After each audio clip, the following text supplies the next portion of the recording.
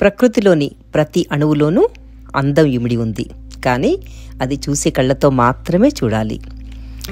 కేవలం పచ్చదనంతో నవనవలాడుతూ జీవం ఉట్టిపడుతూ ఉండే పచ్చని చెట్లలోనే కాదు, పూర్తిగా ఆకులు రాలిపోయి మోడుగా మారిపోయిన చెట్లు కూడా చూడడానికి ఎంతో అందంగా ఉంటాయి. అది కేవలం మనం చూసే దృక్పథంలోనే మాత్రమే ఆధారపడి ఉంటుంది. ప్రకృతిలోని ప్రతి మార్పుకు ఒక అందమైన అర్థం ఉంది. అలాగే ఋతువులకు కూడా. ఆహ్లాదకరమైన వసంతం, ఉల్లాసభరితమైన వేసవి, సాంతన నింపే శరదృతువు, చల్లదనం తెచ్చే శీతాకాలం, ఇవన్నీ కాలచక్రంలో భాగాలే.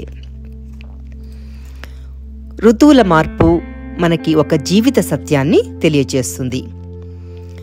ఏదైనా మార్పు అనివార్యం, కానీ ప్రతి మార్పు, ప్రతి ముగింపు ఒక కొత్త ప్రారంభానికి నాంది.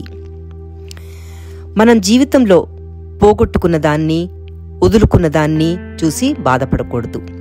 జీవితంలో రాబోయే కొత్త మార్పులకి, కొత్త అవకాశాలకి ఇది సంకేతం. ఈ చెట్లు ఇప్పుడు మోడుగా బీటలు వారినట్లుగా అనిపిస్తాయి, కానీ ఆకులు రాలిపోవటం కూడా ఒక పరిణామ క్రమం. మన జీవితాలలో లాగానే బాల్యం, యవ్వనం, వృద్ధాప్యం, చెట్లలో కూడా ఇది ఒక పరిణామ క్రమం. ఈ వాస్తవాన్ని అంగీకరించినప్పుడు మనం జీవితాన్ని పూర్తిగా ఆనందంగా ఆస్వాదించగలుగుతాము. ఆకులు రాలిపోవటం పతనం కాదు, కొత్త జీవితానికి నాంది. రాబోయే మంచికి ముందుగానే సమాయత్తం అవటం. మన జీవితాలు కూడా అంతే. చీకటి వెనకాలే వెలుతురు దాగి ఉంటుంది. సహనంతో ఎదురుచూస్తే మన జీవితాలలో కూడా బాధల తర్వాత సుఖాలు తప్పకుండా వస్తాయి.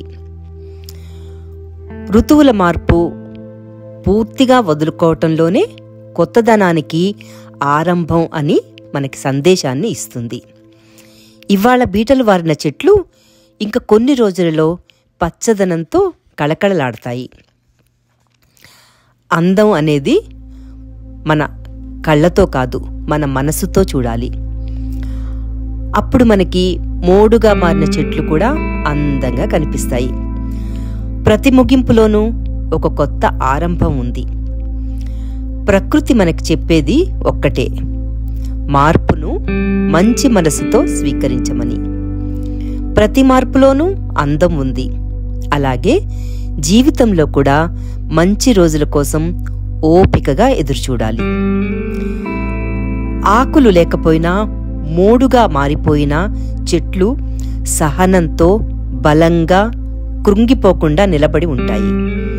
వాటికి తెలుసు వసంతం తిరిగి వస్తుందని. మనం కూడా జీవితంలో ఎదురయ్యే తుఫాన్ల మధ్య ధైర్యంగా నిలబడటం నేర్చుకోవాలి. పాతది పోయినప్పుడే కొత్తదానికి వీలు దొరుకుతుంది. కొన్నిసార్లు కొన్ని బంధాలను, అలవాట్లను, బాధలను వదిలిపెట్టడం కష్టంగానే ఉంటుంది.